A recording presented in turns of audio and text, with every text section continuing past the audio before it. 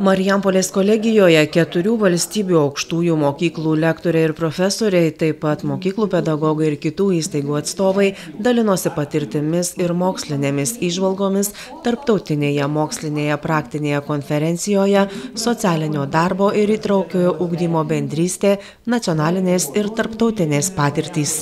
Konferenciją inicijuojame, organizuojame mes, Marijampolės kolegija, ir kartu organizatoriais jungiasi Ardahan Turkijos universitetas, Liepojos universitetas iš Latvijos ir Pomeranijos universitetas iš Lenkijos.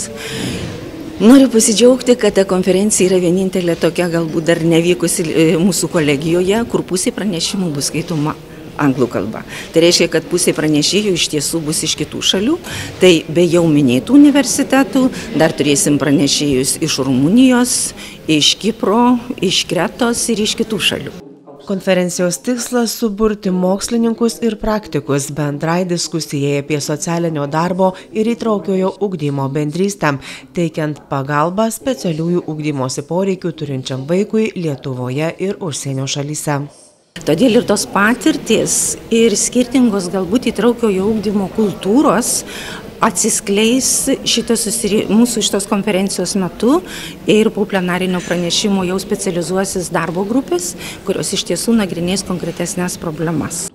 Įtraukiajam ugdymui šiandien skiriamas itin didelis dėmesys, todėl ir konferencijos pranešimų laukas labai platus, nuo švietimo ir socialinės gerovės politikos aktualijų iki įtraukiojo ugdymo metodų įvairovės, socialinės įtraukties skatinimo priemonių. Mes einame dar giliau. Mes ieškome sinergijos tarp socialinio darbo ir tarp įtraukiojo ugdymo. Taigi mūsų dėmesio centre atsiranda artimiausia vaiko aplinka, tai yra šeima, tai yra jų mokykla ir pedagogai ir nepedagoginio profilio darbuotojai, kurie artimiausia vaiko, žinoma, socialiniai pedagogai ir socialiniai darbuotojai.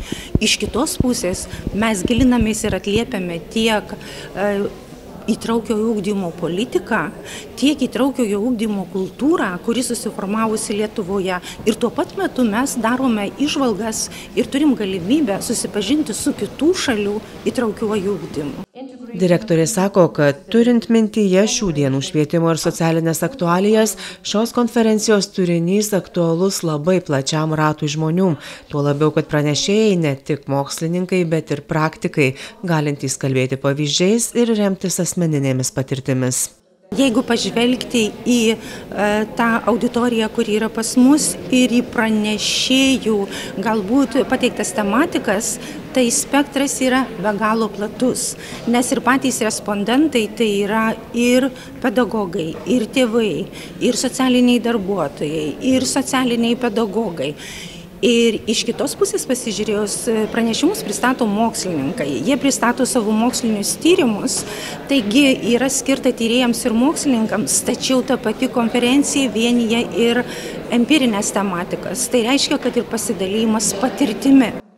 Po plenarinio posėdžio diskusijų grupėse konferencijos dalyviai analizavo socialinio darbo veiklos bendrystės temas, taip pat kalbėjo apie įtraukiojo ugdymo pagalbos teikėjus ir įtraukiojo ugdymo veiklos bendrystę. Direktorė tikisi, kad konferencija dar labiau praturtins ir pagilins pačios Marijampolės kolegijos bendruomenės brandą. Kadangi mes rengiame ir pedagogus, ir socialinius darbuotojus, tos bendrystės ieškoti, atliepiant šiandieninės švietimo politikos aspektus, vėlgi rodo, kad mes einame koja kojon su tuo, kas šiandien yra naujausia ir inovatyviausia Lietuvoje. Ir žinoma, kaip ir kiekviena konferencija, tai yra pasidalymas patirtim, tai yra pristatymas tyriminės veiklos. Tai galbūt šios konferencijos metu gims naujos idėjos naujiems projektams ir naujiems pranešimams.